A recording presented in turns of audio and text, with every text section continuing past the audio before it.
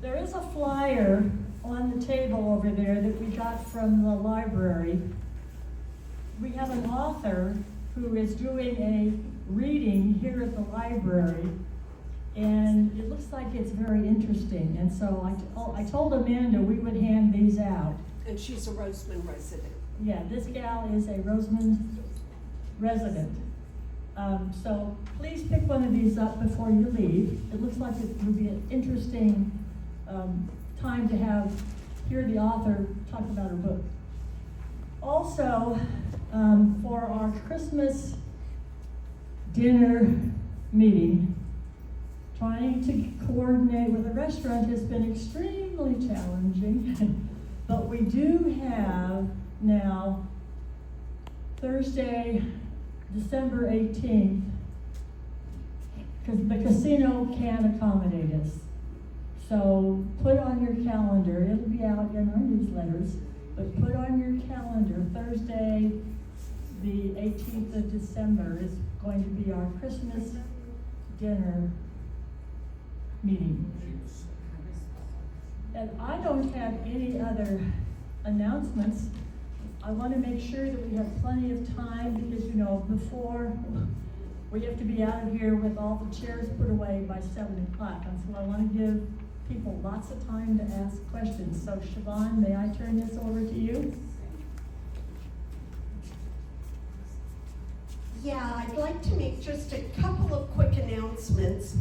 For our November meeting, we are going to have the woman who was very involved in setting up the Manzanar Museum, and she is actually going to take us through what we would call an armchair tour of it. And she is also willing to facilitate us going up there to Manzanar. And Armando will also be talking about giving us another field trip. So we've got field trips coming up the wazoo here. Without any further delay, I'm going to introduce Armando to you. And his name, he does have a last name, Armando Solis. He was born and raised in Bakersfield. He worked and experienced, oh goodness gracious, let me get on my old lady's eyes. I am so sorry. You want me to read that? Yeah, do you have yours on here? Yes, always. He was came of age during the 60s and 70s and saw the turmoil that was going on, and he graduated from high school, and he joined the U.S. Air Force and became a military working dog handler, a security police canine operator. And during his 4 years, he was assigned to Louisiana, Guam, Panama Canal Zone, and finally to Vandenberg Air Force Base. He is proud to be called a Cold War warrior and a Vietnam veteran. After his military service, he became a paramedic and later a California Highway Patrol officer. He is very involved in the Honor Flight of Kern County, the Portrait of a Warrior Gallery, and other local veterans groups. And he still has time for some extra hobbies like photography, train travel, vintage map collecting, watching classic movies, NASCAR, and is an avid disaster preparedness specialist. So he has got a ton of interests. We believe very, very firmly in supporting anybody that is doing any of these great and wonderful things. And he is selling his book, We Seek No Wider War, an introduction to our involvement in the Vietnam War, for $20. And he donates a percentage of that to Honor Flight. And Honor Flight also has their t-shirts, hats, and other paraphernalia back there. And they also will take just a straight donation. And while I'm pitching everybody, we have the Honor Flight as to where you can go online to make a donation, the Portrait of a Warrior Gallery to make a donation, And these are all donation-driven programs. So it's a great opportunity if you're looking for a place to support something. So without any further ado, I'm going to pass this off to Armando. Thank you very much. Armando, Sir. turn that mic on, will you? This way. That's right. All right. We said, thank you for inviting me here this evening. Yes, my name is Armando Solis. I'm going to talk about several subjects. Number one, Honor Flight, the history of Honor Flight, how it became a nationwide network and how we became involved in it in Kern County. After that, I'm going to talk about how Honor Flight affects veterans and why we need to get veterans on there. Then I'm going to talk about Portrait of a Warrior Gallery, another one of my side jobs, if you will. And then if we have time, we're going to talk about the book and why I wrote the book and what it entails. And yes, we will have time for questions if you would like. Everybody has an idea here of what Honor Flight is that correct? Anybody have no idea what Honor Flight is? All right. Honor Flight started, it's a nationwide organization. It started in Springfield, Ohio in 2005 by a physician's assistant that we're going to meet here very shortly. And at the same time, another gentleman in North Carolina was doing the same thing. They were taking veterans in private planes to Washington, D.C. They were taking World War II veterans because the World War II memorial had just been completed in 2004. Now think about it, that's about 59 years after the war ended that they finally got that memorial built. You ready to? I'm ready. All right, we're gonna watch this real quick.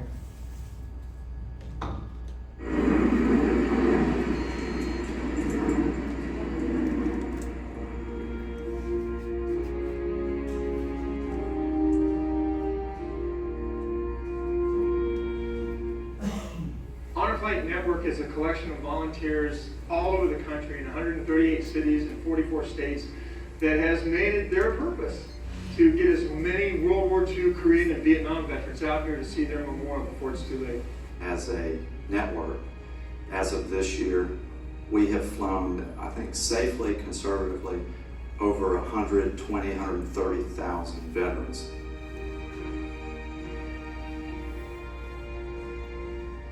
I started Honor Flight back in 2005, about 6 months after World War II Memorial had been dedicated and opened up to the public. At that time, I had about 300 World War II veteran patients at a VA clinic in Springfield, Ohio. And I was giving them all a high five and said, "Congratulations, you have a memorial." I said, "What do you think about that?" And every one of them felt that it was great, it was overdue, and that they wished that their friends would have lived long enough to see it. I said, "Well, what about you? Are you going to go see it?" And every one of them felt that sooner or later a son or a daughter or their VFW post would facilitate a trip like that. But because they're my patients, and you see them at 3 months and then 6-month follow-up visit, sadly not one of them had been to the memorial. And worse yet, reality had set in. They were never going to see the memorial. So in addition to being a physician assistant and a private pilot, I just started recruiting other pilots. And we were bringing them out 2 at a time in 6 aircraft. That was our first flight. And I told my wife, I said, I think I'll try to take every World War II veteran in Henderson County, our county, up to see the memorial. And had to sit down and really figure out how to do it. So we talked about it and decided the best way to do it is charter. And I'd heard about a guy named Earl Morse. I'd read an article on him in a Charleston, South Carolina paper. And he was flying 2 veterans at a time in private planes. And I called Earl, I tracked him down, called him and told him what I wanted to do. Jeff Miller is a force of nature. He saw what we were doing, and he said, "How can we make that happen in North Carolina?" I said, "Well, what you do is you find some private pilots or maybe a regular scheduled flight that goes into Washington, D.C." He said, "That's not going to work, Earl." He said I should try and find a bunch of pilots, and I told him I didn't want to do it that way, that I wanted to charter an entire jet. We don't have scheduled flights to Washington, D.C. We're going to charter an entire jet. And I said, "How much is that going to cost?" He said, "It's going to cost $70,000. Well, we've been at it for a year. We'd only raised $30,000. And I said, good luck, Jeff. I'll help out in any way that I can. Well, we didn't have any direct flights out of my little area of the state. So I told him I really want to do it with charter. And he said, well, good luck and keep me posted. We'd really appreciate it if you would, not call yourselves Honor Flight. If you would call it something else, we'd appreciate it, because if this fails, it might give our fledgling organization a bad name. I was so wrong. Jeff, being as dynamic as he is, and the cause being as timely as it is, was able to engender the public there in North Carolina, and he wrote the book on how to do a charter flight operation.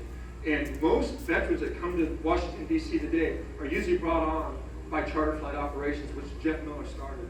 One of the programs that I'm most proud of within our organization is the TLC program, and that's Their Last Chance. And it's terminally ill veterans diagnosed with a terminal disease, a year or less to live. And we take them from all over the country, all era, Vietnam, Korea. The World War II veterans are funny. They say they're all terminally ill. We always work with the World War II guys first anyway. It's always a measure of how you've helped other people. And I believe that success is measured by not only the number of people that you can help, but also the degree to which you help them. Like a lot of the veterans that come here on a trip like this, they've given up all hope of ever seeing their memorial. And to be able to make that happen for them, it's life-changing. So I believe that helping other people and focusing on doing that, that's how success is measured. What I found out, more than just that these veterans are so wonderful to spend a day with, was there were so many people out there that cared. There's so many people stepped up to help that happen. And the more I thought about it, and the more I talked to the veterans and things, and I started looking back, my greatest lesson is there's always hope. No matter where you get, and I've hit the wall a couple of times since then.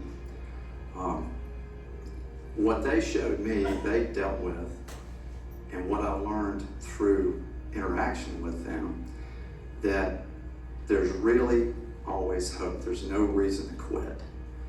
And maybe that sounds corny or something, but it really is. I don't give up easy. I'm pretty stubborn, and I do believe that what we do, and is a byproduct of that, is that we give people an opportunity to do something good, and there's usually a lot of people out there that'll jump right in.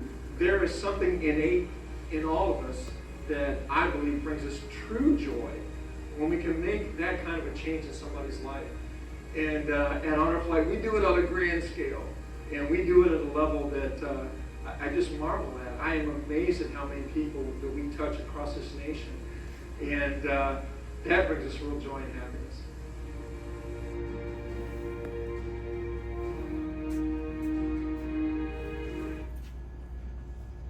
I'm going to update you on this. We now have 128 hubs nationwide in 44 states, and so far the network wide, they have taken 317,000 veterans to Washington, D.C., and we take them at no cost to the veteran. I'm going to refer to my notes, and I'll tell you why, because I forgot to take my Prevagen this morning, so I have to refer back to my notes, and then sometimes my brain has like sundowners and it starts to wander. So excuse me if I look at my notes a little bit. Here in California, we have 7 hubs all over the state. San Diego, Southland, which covers LA and Orange County. Central Coast, which is in San Luis Obispo. The Bay Area covers San Francisco and the Peninsula. North Bay in Santa Rosa. Fresno has the Central Valley, and then Kern County. Do you have Lily's picture? There's also a program he didn't mention that it's called the Lone Eagle Project. If there's an area in the country that isn't served by a hub, They will bring in a private airplane and get 1 or 2 or 3 or 4 or 5 veterans on that, if they are not accessible to a major hub like a big city. And that's a spectacular program. I think we've only had a handful of veterans up in the Northern California area do that. Lily started our honor flight when she saw a news article on the LA News about this honor flight program. Her father had served in World War II, and she says, I want to get my dad on that. But it was such a hassle to do it, to gather up the veterans, get them on a bus, take them to Los Angeles International Airport, and then bring them back. So she said, forget that, let's do it right out of Bakersfield. So our first flight in May of 2008, we took 17 World War II veterans to Washington, D.C. And that's basically how it started. On United Airlines, we took a regular flight. We had to go into Denver and then on to Baltimore.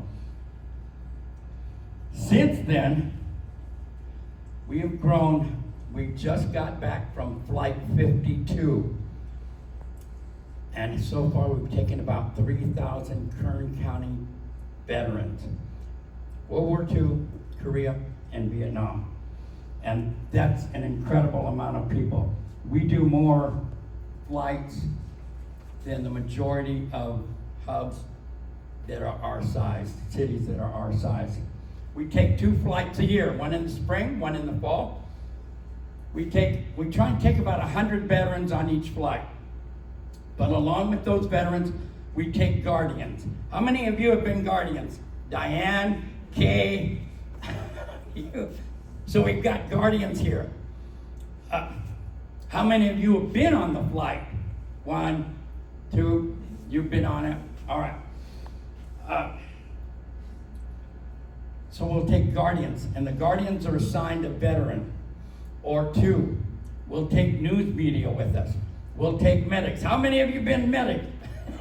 Okay, Kate keeps raising her hand. She was my medic. She was our flight medic on my flight, and she's also served as a guardian 3 other times, including the guardian for, how many? 4 female veterans, and that was several years ago. So she's an asset to Honor Flight. And here's the sad part. There's only 66,000 World War II veterans left, and we have to get those on before they all pass away. In Korea, during that Korean War, there was 5.7 million men and women that served during that era. 1.8 million served in Korea. Vietnam, there was 8.7 million men and women that served in the military during that period, 1964 to 1975. Out of that, 2.7 million served in country, in Vietnam. So we have a long ways to go. If we've only taken 300,000 people, 300,000 veterans, we've got a long ways to go.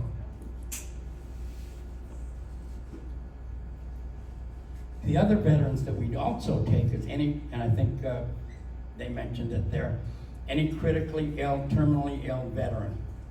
And it doesn't matter whether you've seen combat or you were stationed in Iceland.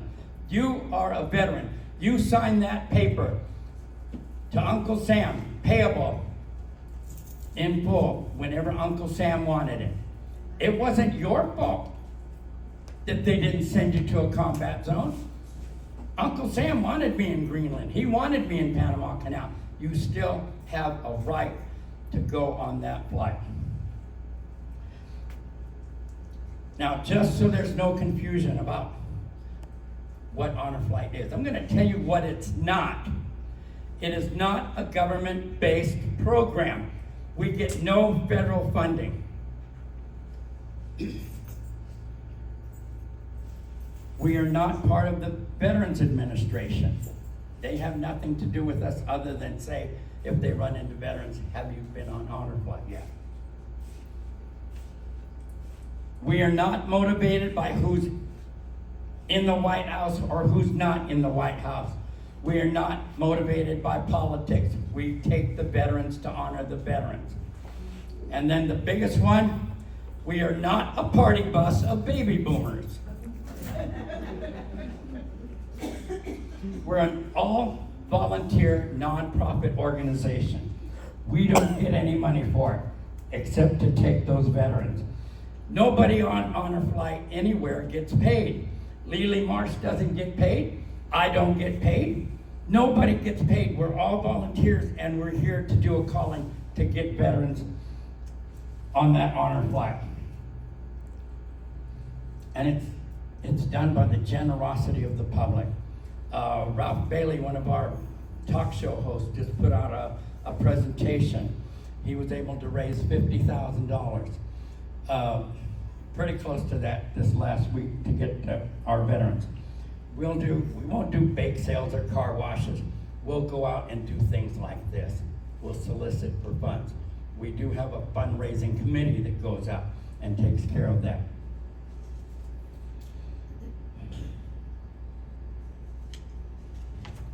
Let me talk about the World War II veterans.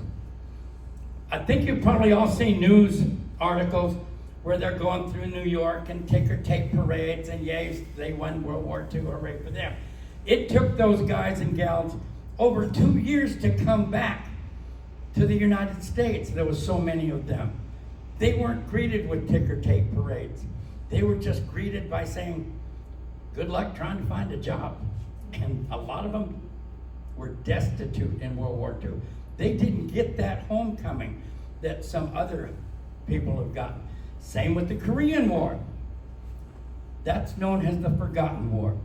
Nobody knew about them, and they came home piecemeal. They didn't care. People didn't care about them. And the Vietnam veterans. How many did I say? 8.7 million that served during the Vietnam War. That's who we do it for. Now, to understand what Honor Flight is, I want you to understand what it does for the veteran. And in order for me to do that, I want to take you back into Mr. Peabody's Wayback Machine. It says here, Mr. Peabody's Wayback Machine. Hello, you guys remember him? Okay, thank you. That's way back. That's way back. Okay, I'm sorry. Go back to the 60s and the 70s. The Vietnam War was tearing our country apart. That was just one of the things that was tearing us apart. There was a lot of other issues going on.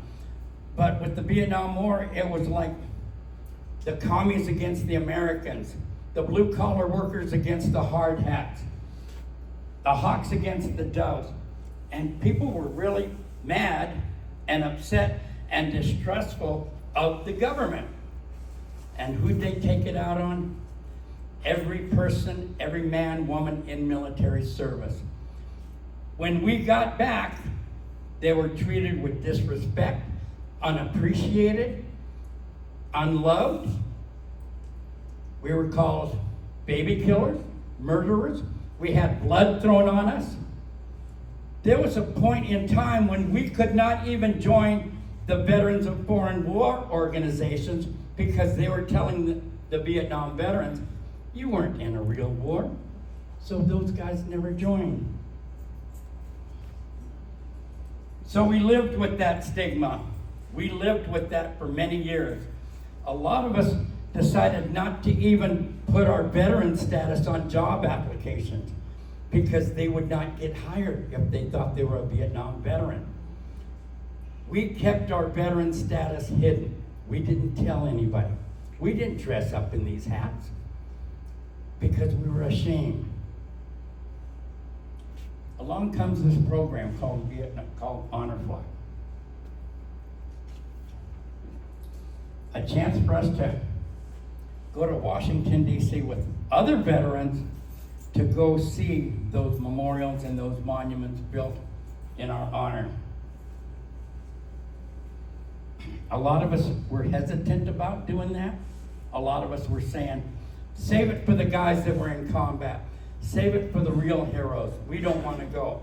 But slowly, we started getting everybody back on that. So we tried that. Even though we were living with a lot of bitterness and anger about the country and we weren't sure what was going to happen, once we got on that airplane and we're commiserating with our fellow veterans, our generation, we started to feel a little bit more at ease. We landed, and this is just one of 1,000 stories. We landed in Baltimore. We got off that plane. That airport terminal became silent. As we walked through there, there's people on either side applauding us, thanking us, patting us on the back. Welcome home. Thank you for your service. We're shocked. We never expected anything like this. It's been 50 years since we've been unappreciated. And now we're going through this terminal and they're doing that for us? That's incredible. We get over to the Iwo Jima Memorial, the U.S. Marine Memorial there. There's a field trip, about 200 or 300 school students from middle school and high school. They saw us coming and they applauded us. They split their path and they all said thank you. They all said welcome home. Some of us, one of them came up to me and hugged me and said, "You remind me of my grandfather." You talk about an emotion going through your head after the way we've all been treated. It was absolutely incredible. Now those memorials and those monuments are all fantastic, but to live through that, those accolades that these people gave us, to live through being treated like royalty was absolutely incredible for all of us. I have yet to run into a veteran who did not shed tears at least one time on that flight. So we get to the Vietnam Wall, where a lot of us have very strong feelings about that. I got up to the wall and I knew exactly where I was going to go. Panel 29 East, line 18. I had my Marine Corps buddy on one side, Air Force buddy on the other, the rest of my honor flight crew behind me. I'm carrying the wreath, and I walk over to that panel. I set the wreath down, and I look up. Right there, I can finally touch my brother's name, my brother that was killed in Vietnam. I cannot tell you the feeling of relief that I got once I touched that wall. All of that anger, all of that bitterness, all of that hatred, all of that disgust that I had for this country made me change my mind. I was now proud to be called a veteran. I finally made peace with this country. I finally made peace with myself, and I finally made peace with God. Thank you. If you have any questions about honor flight, let me know. I'm right here. Let me take a quick break, and we'll continue with the gallery. In both? What mic is she on? Okay. Armando, you talked about, no, I'm not on mic. Turn it on. Yes, you are. Talk into it. Okay, can you hear me? Yeah, that's good. Okay. Armando, you talked about the $50,000 donation that you guys were able to get. But tonight at lunch, you were also talking about what the high schools are doing.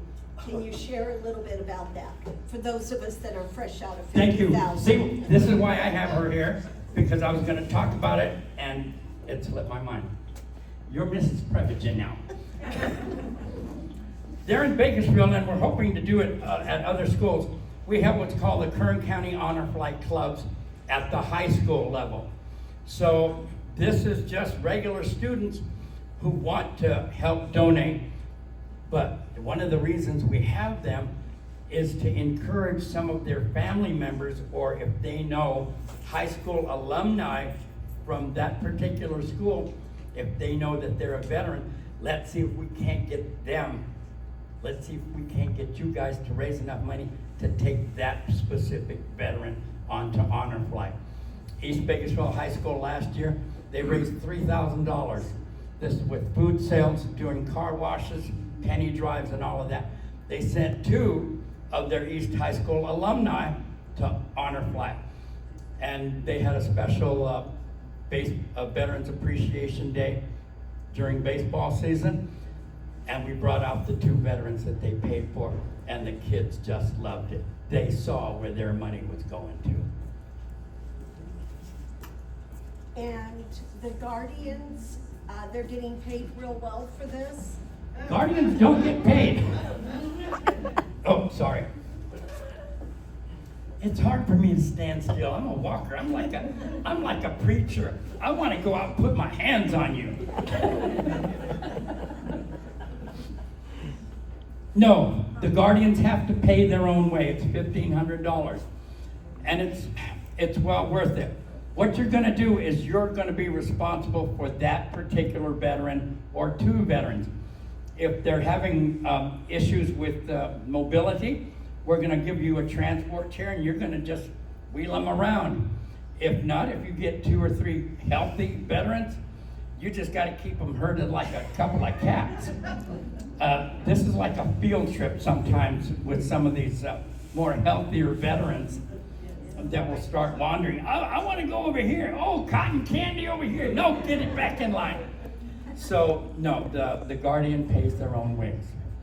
$1,500. And that includes transportation, the flight, accommodations.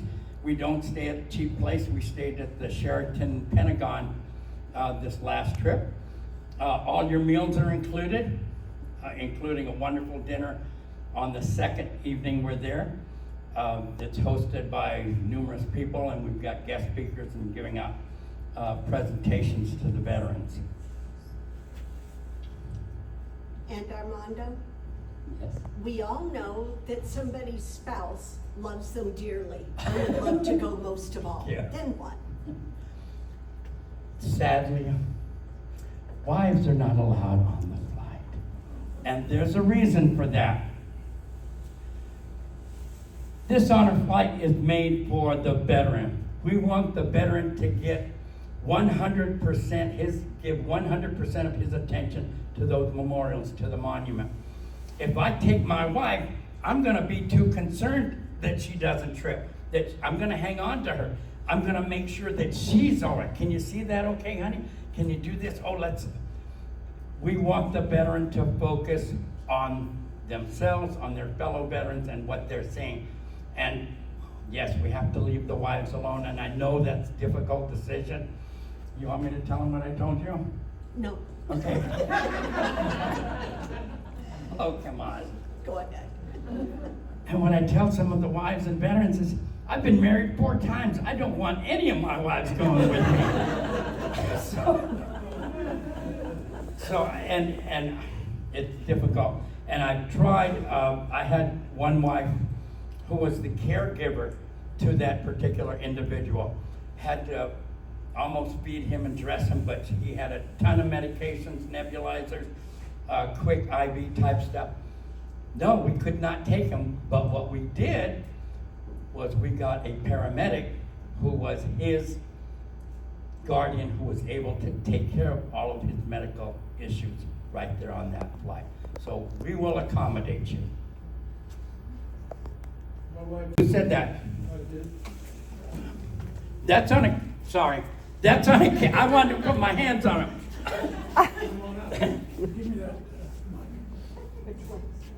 That's on a case-by-case basis. They might let, I'm not gonna say yes, I'm not gonna say no. Put your applications in and see what happens. That's all I can tell you.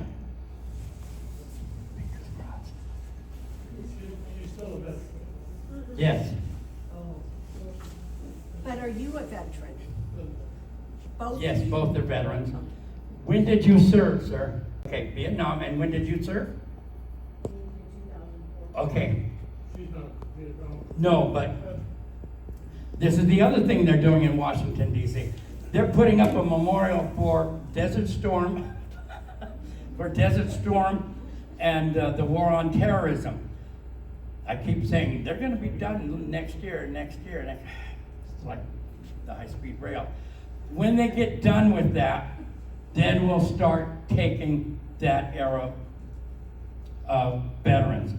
What you should do right now, though, is put your application in, and you'll be at the top of the queue, so when the time comes, you'll be ready to at least be kind of first on the list.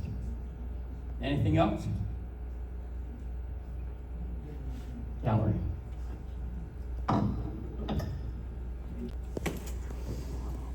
We're gonna watch a quick YouTube video of the Portrait of a Warrior Gallery. And it describes to you what that is, and then I'll give you a little It's been lot 7 numbers. years since the Portrait of a Warrior Gallery opened its doors, a space built to honor fallen heroes. As they mark the anniversary, they're remembering 27 local soldiers who never made it home. Eyewitness News reporter Maria Celeste Alfaro has the story. Portrait of a Warrior Gallery is celebrating their 7th anniversary, honoring the memory of our fallen heroes. We always remember to never forget. A place that we honor our Gold Star families and our veterans who paid the ultimate price. Jeff Salters, president of the board director, says the goal of the gallery is to create a space for healing. It's where people can understand what war is about, all while honoring those who served our country. The gallery opened back in 2018 and since then has expanded. You got the Vietnam Memorial Room, you got the Vietnam Memorial Room, and the new recently opened MIA Remembered Room with all the dog tags. But as they celebrate their anniversary, they remember the 27 fallen heroes from Kern County that served in war post 9/11. David Scott Perry, Staff Sergeant David Scott Perry.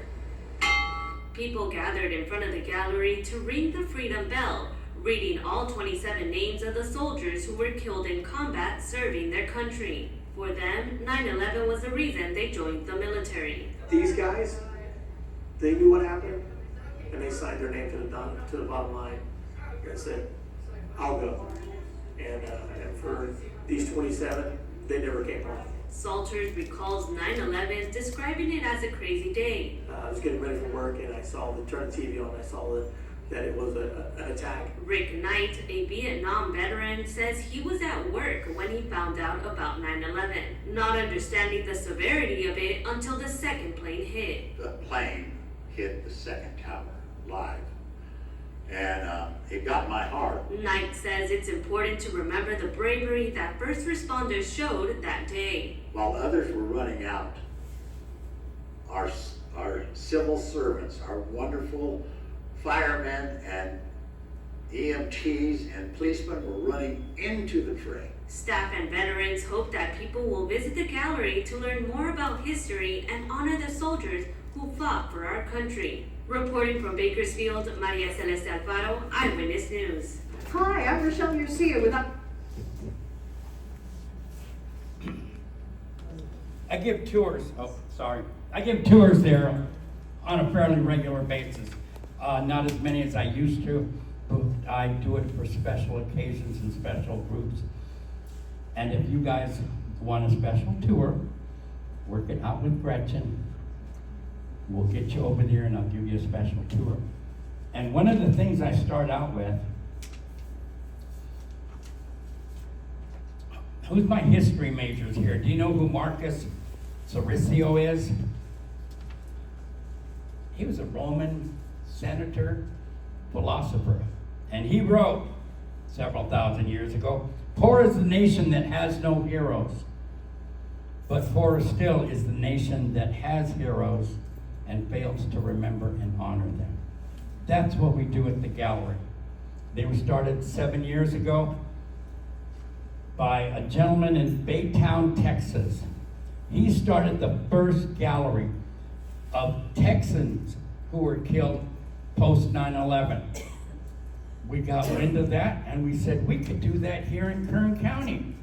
So we found a spot right there at 1925 I Street, downtown Bakersfield.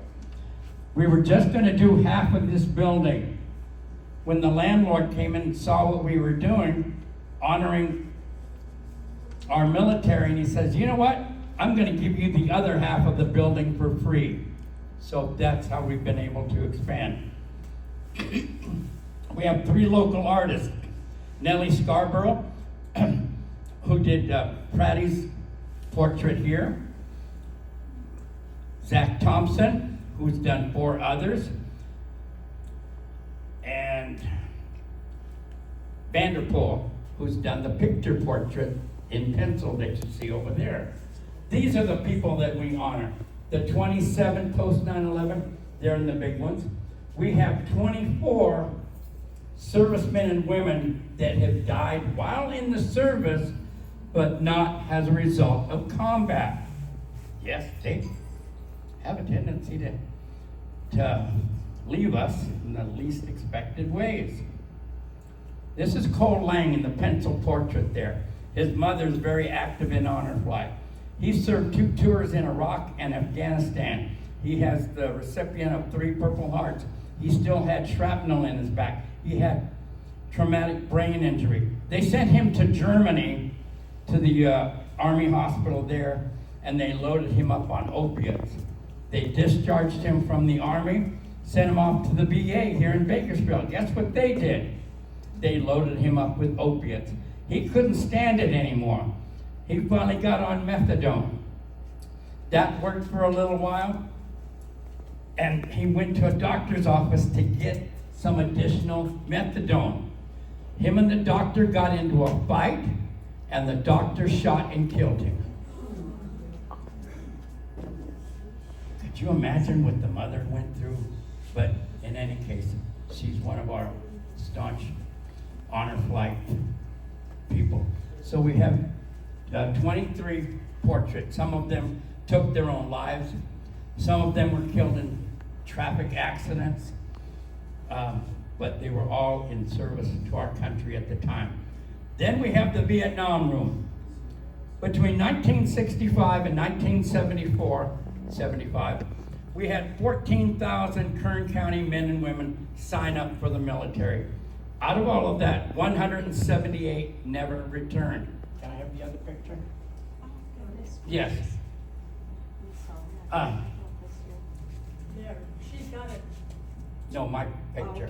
You did others. Yes. 178. So we have a room dedicated to the Vietnam that were killed from Kern County. And this is my brother's picture. U.S. Marine, September. He's in the company of a lot of heroes there. So that's what we do there. Now we just unveiled, thank you. We just unveiled 82,000 dog tags, and they explained right there, that took us about three or 4 years to do that, to make the dog tags. And when you go in that room, you realize all of those men and women are missing since World War II.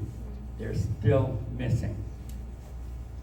What we've also done is, if you listen very carefully in there, there's voices in there.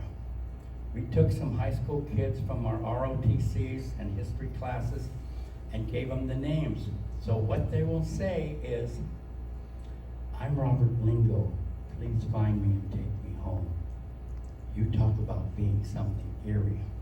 It's incredible to come and visit. I encourage all of you to do that. You have my number, you have my number. If you can't make it in Moss, give them a call. I'll see what I can do about opening that up. We're open Tuesday, Wednesday, Thursday, and Saturdays from 11 to 3. There's always a docent there. And I think most of our docents are all either Vietnam, Desert Storm, and Afghan, Iraq veterans. And Armando, what time do they ring the Freedom At Bell? 12 noon.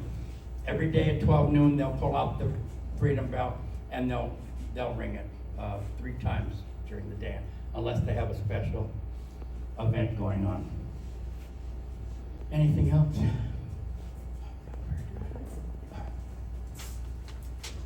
I would encourage anybody that is going to go up there independently. Don and I, we happen to have just a couple of hours, and I realized we really needed 4 or 5 hours. Armando, you've got your book too. Yes.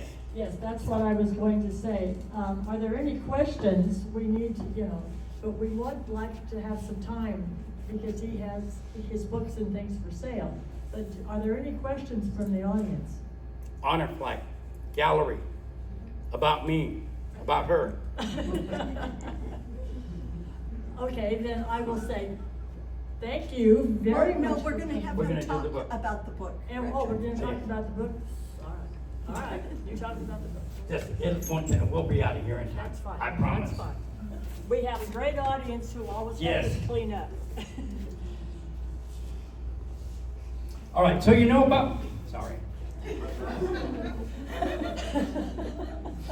So you know about my brother. He was killed when I was 14 years of age. I knew the where, when, and how, but I didn't know the why. And that's what bothered me for many, many years. So I went about my life going into the military, doing my other careers, and it finally dawned on me, I need to find out why. So I took the time, and trust me, this was before you could light up your Tandy 1000 and ask Jeeves. Nobody's catching that. That was before computers and the internet. So you had to go to the library, you had to go to the bookstore, you had to buy VHS tapes or, what was the other one? Beta. Yes, beta tapes. Every newspaper article, every news magazine, and I studied all of that religiously. I was becoming a self-promoter of the Vietnam War history. And then one day, I was talking to 3 active duty soldiers. We were talking about Vietnam.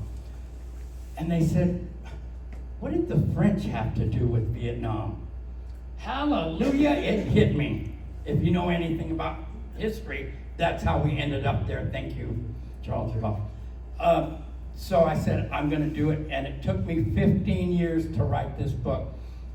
Life got in the way. I wasn't sitting at the desk for 15 years. Life got in the way, but I did as much research as I possibly could.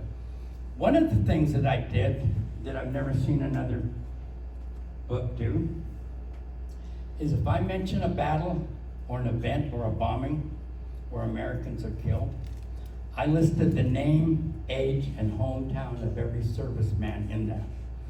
When I finished this book, just before publishing 2 years ago, I didn't realize I had written 970 names. 56 of them are American civilians that were killed in Vietnam. Some were donut dollies from the American Red Cross. Some of them were journalists. Some of them were analysts and secretaries that worked for various agencies. I wrote that like I was talking to my family. I wrote it in what I call a historical narrative. I did not put any of my political spins on it. I just gave you, like Sergeant Friday said, just the facts, ma'am, just the facts. Okay, some people do remember Sergeant Friday. Woo! Good, thank you. I just wanted to put the facts down in chronological order and then let you make the decision on why we got there, why we were there, and why we left. And it shocks everybody when they first read that first paragraph or so. When the Marines landed in Vietnam the first time was in 1845. Yes. Anyway, I described that in my book. I'm gonna cheat.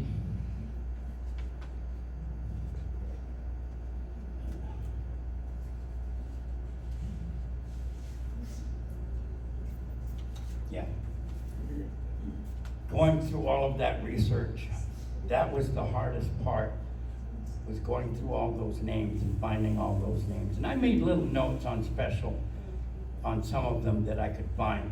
Like, there's a park named in his hometown. She has over 12 pages in the Vietnam Wall of accolades for this one particular nurse there. He has a child that he never saw. He had 12 brothers and sisters. His father was also killed in Vietnam, or his son was. So I made notes on a good number of people in that. So I encourage you, if you want to know just a little bit more of Vietnam, what we went through and why we went there. I encourage you. I have some here, and they're also available on Amazon. If you get it from Amazon, get a hold of me. I'll come over here and sign it for you. Questions, comments?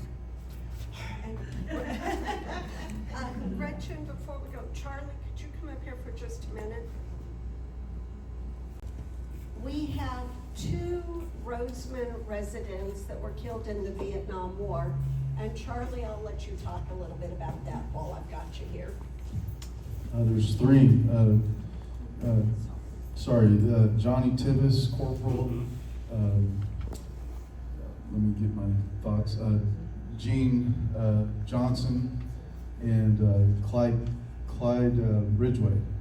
And that happened, we learned, at least I learned about it because of the mobile Vietnam Wall that came to Roseman, and during that time, we found out about those 3 veterans from Roseman that they're on the wall. And we were able to take some of our veterans. In fact, Jeff Johnson, who's also obviously from Roseman, was on the flight with me and Don, and he went there and was able to, like Armando said, touch his brother's name on the wall. So it was very moving, very powerful, and we're glad to be part of that. We have in our classroom, we have a temporary veterans wall because I'm sure you know there's no Veterans Memorial in Roseman, which I think is a tragic situation that we're trying to do something about. But we have those 3 veterans on the wall, as well as other veterans from Roseman. If you want to put somebody on our wall, we'd be glad to do that. But we're just super happy and proud to be part of the Honor Flag program, and just so thankful that we learned about it, and our cadets love it, and you know, it's a powerful thing. So I'm glad you're here. Thank you, Armando. Thank you, Gerald Johnson. Gerald Johnson. Thank you very much. Any questions?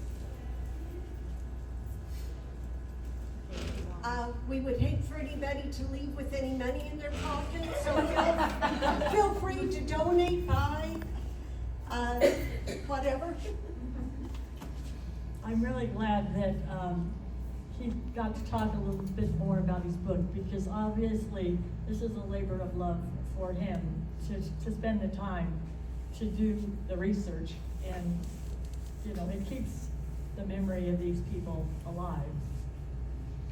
So I guess without further ado, Armando, if they want to buy the book, they can see you, but we need to say thank you.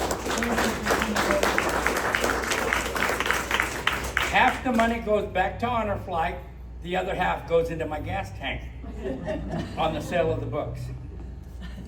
Thank you very much. Thank you. Thank you for coming, and I hope we see some of you next time also.